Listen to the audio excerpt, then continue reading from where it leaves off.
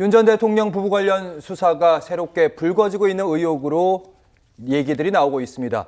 윤석열 전 대통령의 배우자 김건희 여사가 서울 아산병원에 입원한 것으로 확인이 됐습니다.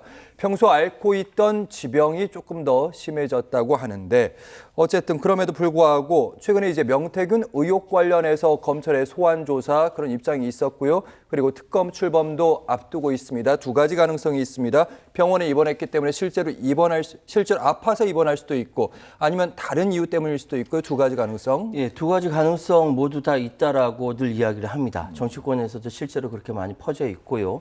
그러니까 몸이 안 좋아졌다라는 것은 지난 그 명태균 리스트가 이야기가 나오면서부터 굉장히 극심한 스트레스를 받았다라는 이야기가 있고요. 그래서 지금 특검 수사를 앞두고 있는 아주 미묘한 시점에 하필이면 아산병원에, 그것도 아산병원에. 왜냐하면 예전에 캄보디아 화나와 관련된 그 일을 수행했던 것이 아산병원이기도 하고, 그래서 여당에서는 곧지 않은 시선을 보내고 있습니다.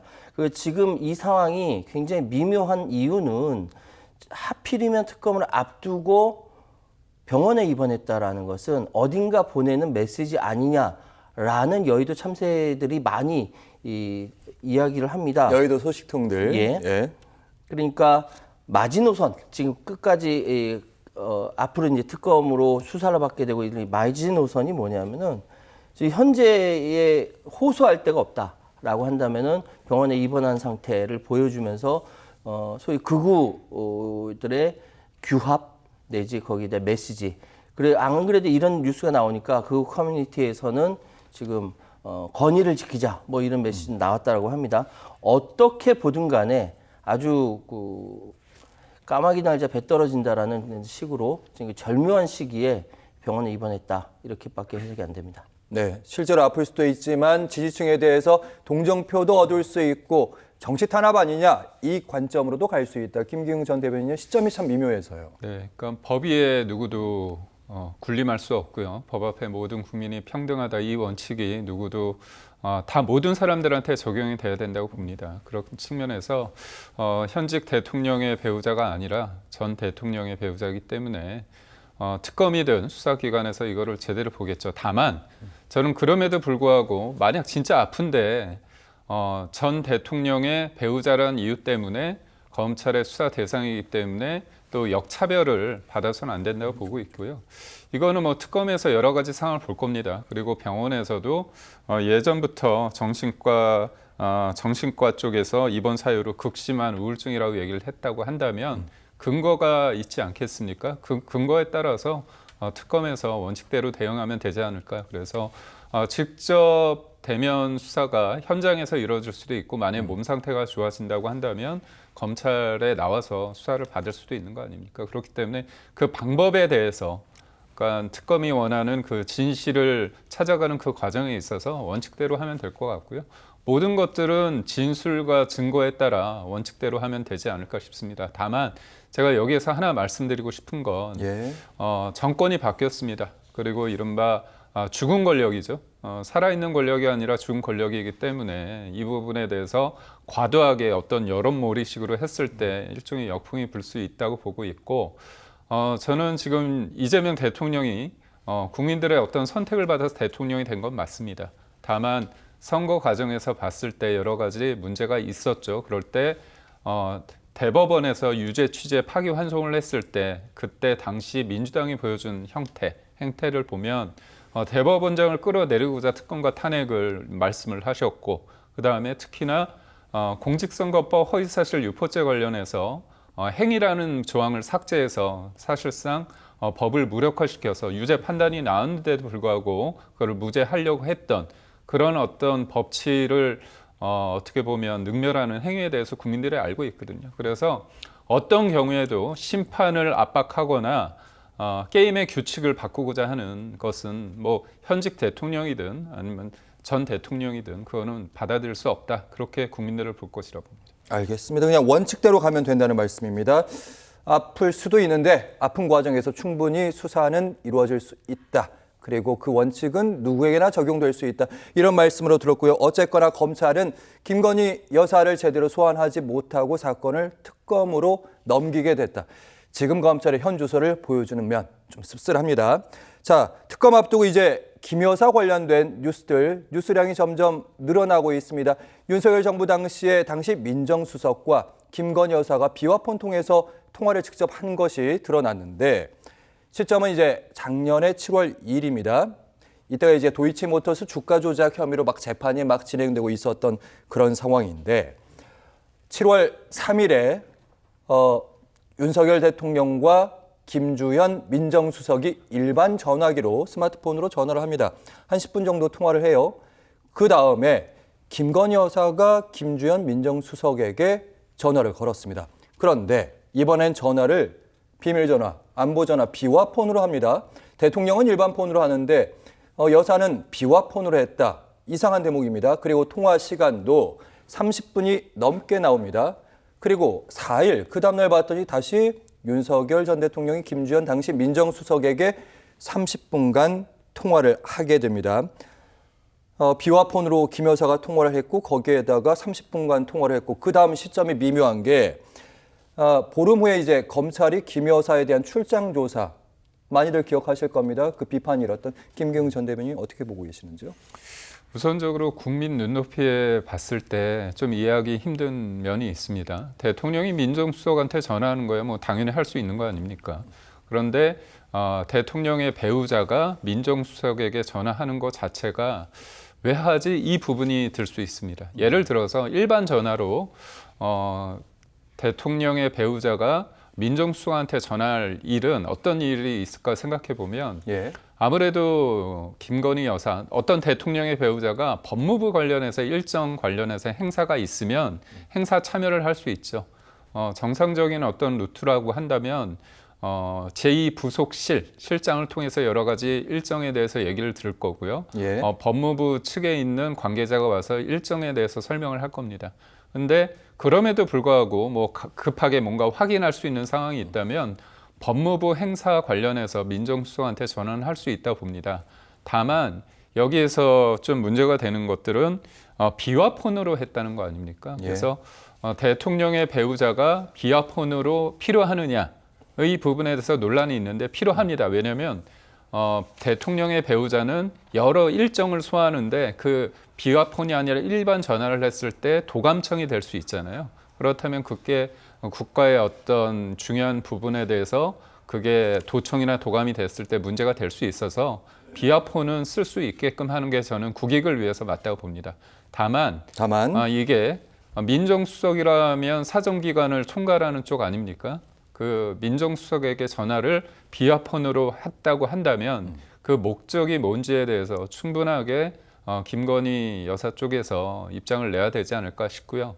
또 하나는 이게 굉장히 구체적인 날짜와 그다음에 통화 내용과 통화 대상이 나옵니다. 근데 비화폰은 통화 내용은 기록에 없는 거거든요. 그렇죠, 예. 다만 이제 시간이 있기 때문에 이렇게 구체적인 게 어떤 검찰이나 어떤 수사기관의 정식 발표가 아니라 일부 언론을 통해서 이렇게 구체적인 게 나왔다는 거 봤을 때 일종의 이게 기자의 어떤 취재 그런 능력일 수도 있지만 모든 것들은 일종의 의도가 있습니다. 이런 구체적이고 아주 민감한 내용이 지금 이렇게 나왔다는 것 자체가 좀 오해 소지도 있지 않을까 그런 생각을. 지난해 10월에 검찰이 이렇게 발표를 했습니다. 김건희 여사는 주가 조작에 대해서 무혐의다. 주가 조작에 가담한 증거가 없다는 거죠. 그리고 두 번째, 주식 거래나 주식 시장에 대한 이해도가 낮다. 주식 잘 모른다. 검찰이 이렇게 발표를 했습니다. 그런데 이번에 녹취록 속에서 주식용 와이브로 에그가 있다더라. 예, 실제로 블랙펄 인베스트먼트 주가 조작했던 그쪽에서 실제로 운용했던 게 이 에그라는 건데 지금은 없습니다. 이 에그라는 게 무선 인터넷용 모델이라고 하는데 그리고 또 다른 녹취록 함께 살펴보도록 하겠습니다. 계좌관리자 측에 수익의 40% 주기로 했다. 계좌관리자 측은 아까도 말씀드렸던 블랙펄 인베스트먼트라고 추정되고요. 수익의 40%, 10%도 아니고 얻은 수익의 40% 아주 고수익이 보장하는 겁니다. 그래서 다시 이번에 검찰에 재수사하면서 주포, 그러니까 주가 조작의 주인공 김모 씨를 불렀는데 입장이 조금 달라졌습니다. 그 전에는 김건희 여사 의혹에 대해서 전혀 모르다 이렇게 얘기를 하고 있었는데 모르는 건 맞는데 다만 블랙펄 인베스트먼트 측은 알고 있었을 가능성이 높다.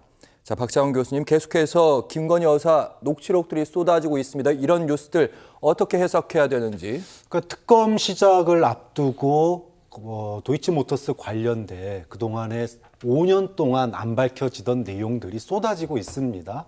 과연 이게 그냥 정말로 우연히 발견된 건지 아니면 특검 시작을 앞두고 특검에 재를 뿌리기 위해서 나온 건지 모르겠지만 그동안 의혹으로 제기됐던 내용들이 입증하는 듯한 그런 증거들이 쏟아지고 있어요. 앞서 보셨지만 사실은 주가 조작에 대해서 수사가 광범위하게 이루어집니다. 그렇기 때문에 IP 추적을 피하기 위해서 사용됐던 게 그 당시에 에그라고 하는 이 무선 인터넷을 할 수 있는 그런 고유기였거든요. 예. 그러면 그걸 갖다가 그런 언급을 했다는 것 자체는 이것이 뭔가 위법적인 또는 탈법적인 또는 편법적인 그런 일을 하고 있다라고 하는 걸 알고 있었던 거 아니냐라고 하는 그런 감접적인 증거가 되는 거고요. 그리고 무엇보다도 블랙펄 인베스트먼트가 사실상 이제 2차 주가 조작의 주포 역할을 한 그런 주 단체인데 예. 여기다가 어떤 사람이 자기 수익의 40%를 나눠줍니까? 자기 수익의 40%를 나눠주는 거는 거의 이거는 뭐 사실상 공범이라고 봐야 되는 거예요.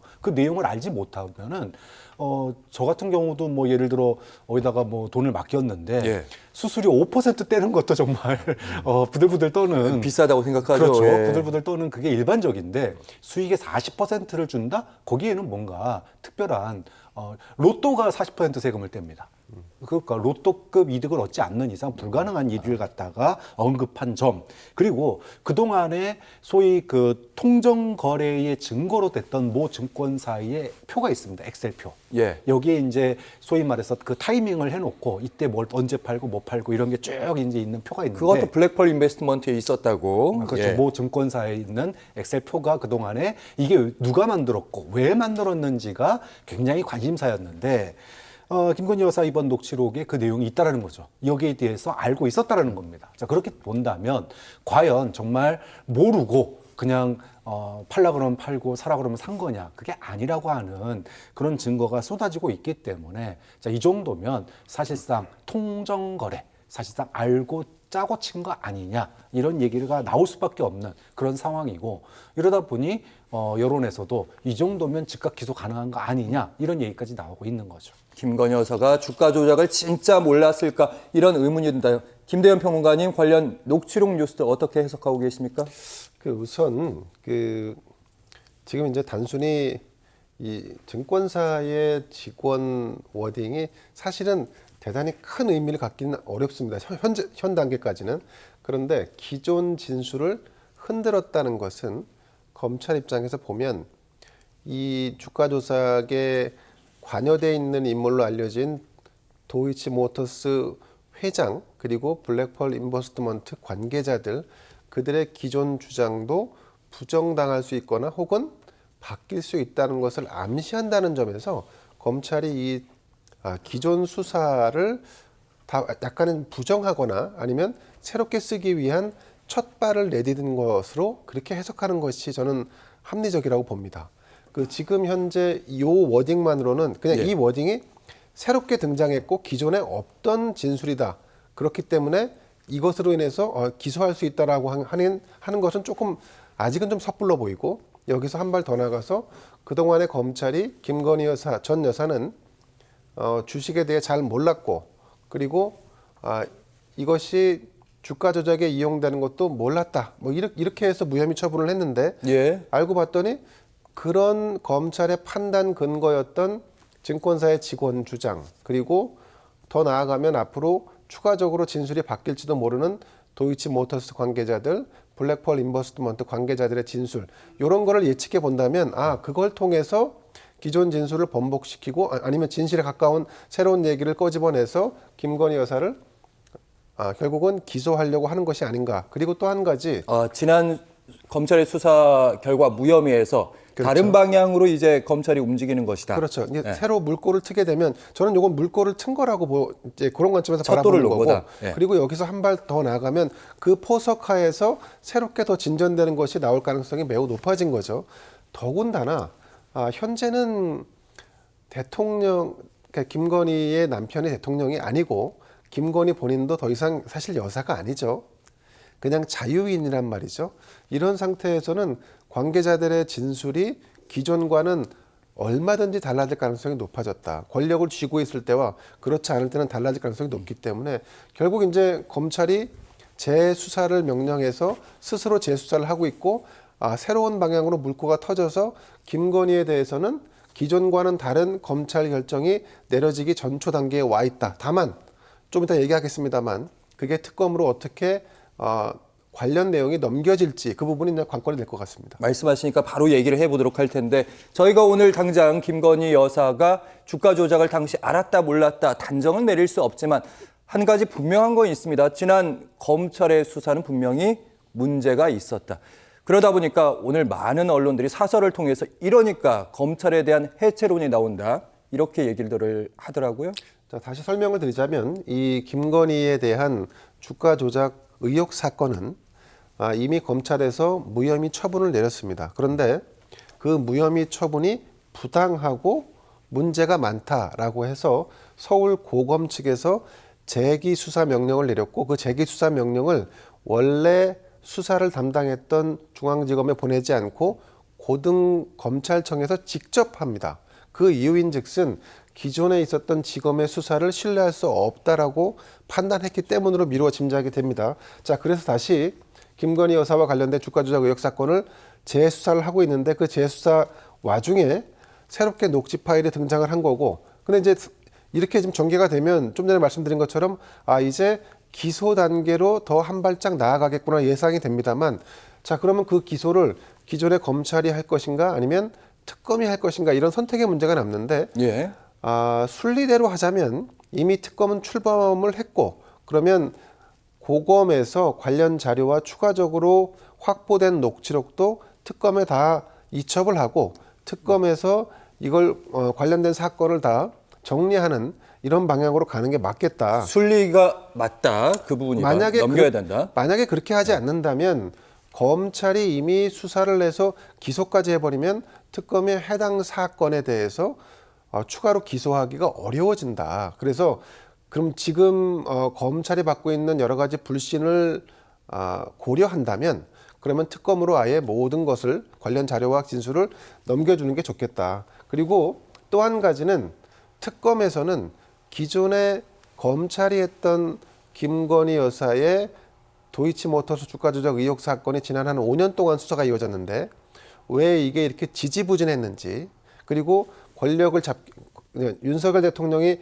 검찰 수장일 때 또 대통령일 때 대통령을 끝내고 나서 지금 탄핵된 이후에 검찰은 어떻게 변화했는지를 그 궤적을 한 번쯤 특검이 살펴보고 거기서 불편부당함이 있었다면 그거는 감찰로 징계로 넘기는 것이 또한 특검의 역할이지 않을까 생각을 해봅니다. 알겠습니다.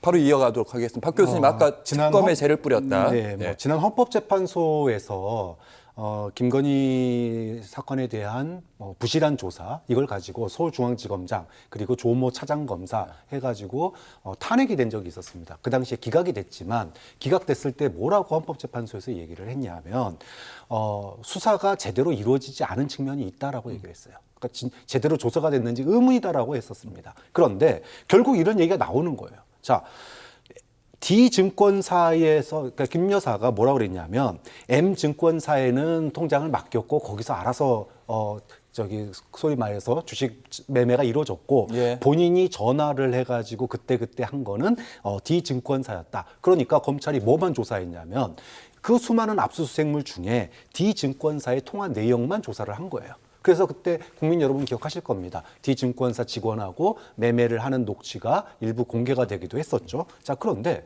이번에 밝혀진 거는 그 뻔히 검찰이 증거로 가지고 있던 M증권사의 통화 내역이에요. 그러면 본인들이 압수수색해가지고 가지고 있었던 건데 그거를 갖다가 분석하거나 들어보지조차도 않았다라는 겁니다.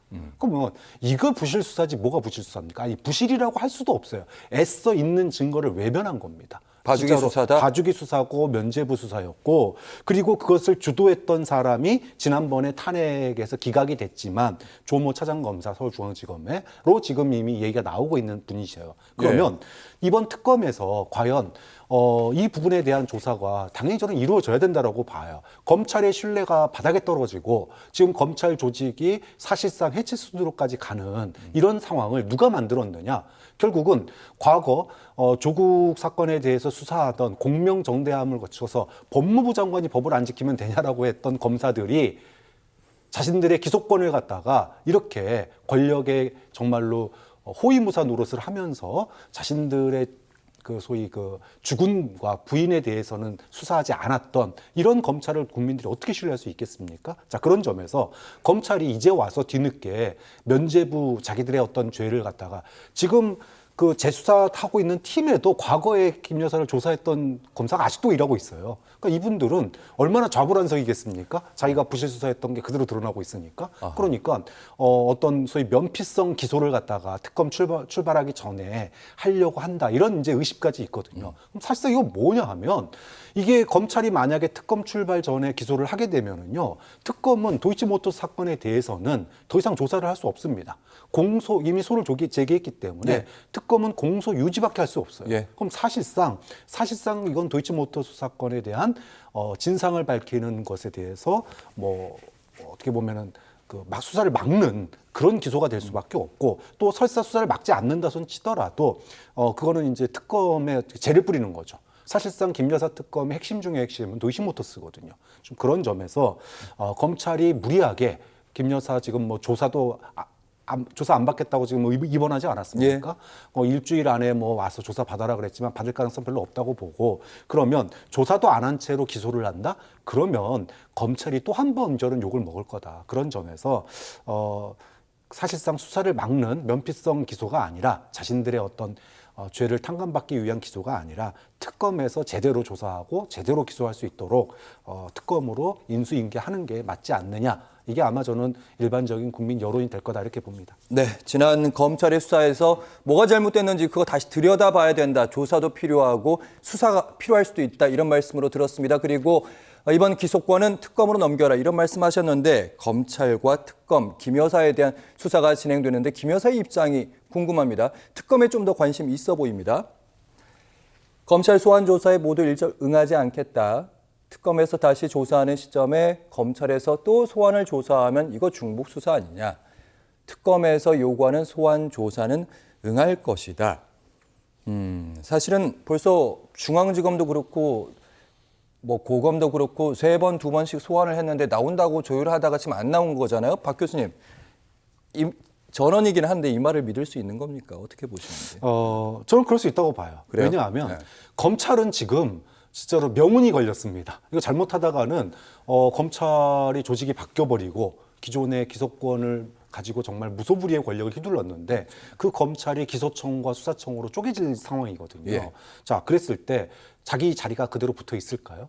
어려울 겁니다. 그렇기 때문에 자기의 어떤 직기가 그다음에 검찰의 명운이 달려 있어요. 그러면 인정사정 봐주겠습니까? 인정사정 봐주지 않고 아마 김 여사를 물어뜯을 가능성이 굉장히 높아요. 자, 그러면 김 여사 측에서 어떻게 대응을 할까요? 검찰 수사에 대해서는 대응하기가 어렵습니다. 본인들이 과거에 조국 부부가 어떻게 수사받았는지 봤잖아요. 그렇기 때문에 검찰에 물어뜯기느니 차라리 특검에 물어뜯기면 그때는 할 말이 있는 거죠. 우리 부부가 지금 정치 보복 당하고 있습니다. 이 기사가 어디서 나왔냐면은 조선일보에 나왔잖아요. 그럼 결국은 자기 지지층들한테 지금 얘기하는 거예요. 저 지금 정치 보복 당할 것 같으니까 지켜주세요라고 얘기하는 거 아닙니까? 그럼 그런 측면에서 어차피 피할 수 없는 수사라면 대응할 수 없는 검찰보다는 차라리 정치 보복이다라고 그래도 찍소리라도 낼 수 있는 특검이 좀 더 나은 거 아니냐라고 하는 판단이 아니냐 이렇게 해석할 수 있겠죠. 알겠습니다. 그런 가운데 이제 김 여사가 검찰의 소환 조사에서 회피하기 위해서 오히려 입원을 했다. 아니다. 실제로 아플 수도 있다. 이런 얘기들. 김대현 평론가님 여러 번 불렀는데 하필 이 시점에 특검 앞두고 어떻게 보세요? 수사를 받고 싶어하는 사람이 어디 있겠습니까? 뭐 김건희 씨도 마찬가지로 본인의 수사, 검찰 수사를 가급적 최대한 회피하는 방향으로 그동안의 패턴을 보여왔습니다. 심지어 소환을 하는 게 아니라 오히려 검사들을 소환해서 안가에서 본인이 수사를 받는가 하면, 조사를 받는가 하면 예. 또 선거에 영향을 미칠 수 있다 그래서 선거 기간에는 또 검찰 소환에 일체 불응했고, 지금 같은 경우는 병원에 입원을 하면서 사실상 이 패턴은 뭐냐면 그러니까 윤석열이라는 사람과 검사 윤석열과 결혼을 하면서 일종의 뭐 법적인 방패막이 같은 걸 하나 이렇게 손에 쥐었다라고 보여지는데, 거기에 더 나아가서 대통령이 되니까 갑옷까지 입은 격이죠. 이제는 김건희 여사나 윤석열 대통령이 스스로 무장해제를 할 때입니다. 본인들은 자유인이다. 자, 그리고 이렇게 이제 회피만 계속하고, 사실은 일부 평론가가 윤석열 대통령 측 혹은 김건희 여사 측의 이 어떤 입장을 들어서 공개한 내용이 있는데, 오히려 뭐 특검 수사를 받겠다 뭐 이런 얘기도 했다는 거 아니겠습니까? 그런데 그거는 진짜 그러니까 그 평론가도 그렇고 윤석열도 그렇고 예. 김건희도 그렇고 이분들은 이 정무적 판단력이 정말 부재한 사람들 같습니다. 이 지금 상황에서는 어떤 발언과 어떤 이야기를 하는 것이 국민들에게 내가 약간 동정심을 일으킬 수 있고, 아니면 저 나쁜 사람들하고 더 이 감정을 더 악화시킬 수 있는지에 대한 기본적인 판단을 못 하고 있다. 이제 지금처럼 임기응변으로 뭐 병원에 간다고 해서 이 검찰 수사, 특검 수사를 피할 수 없을 겁니다. 궁극적으로는 본인이 약간 뭐 억울하다고 주장을 할 수 있으나 그건 본인의 주장이고, 저는 개인적으로 스스로 법원 판단을 받겠다라고 해서 수사에 응하고 결국은 법정에서 본인이 지금 정말 죄가 없다면 무죄를 가려내는 게 가장 좋은 방법입니다. 그렇지 않고 모든 것을 회피하고 뒤로 미루고 아니면 숨거나, 이 모든 것은 국민적 의혹과 의심을 더 키우는 것밖에 되지 않기 때문에 그런 방식의 선택은 매우 적절치 않다라고 봅니다. 지금 이대로라면 다수의 여론의 동정표는 받기 힘들 것이다.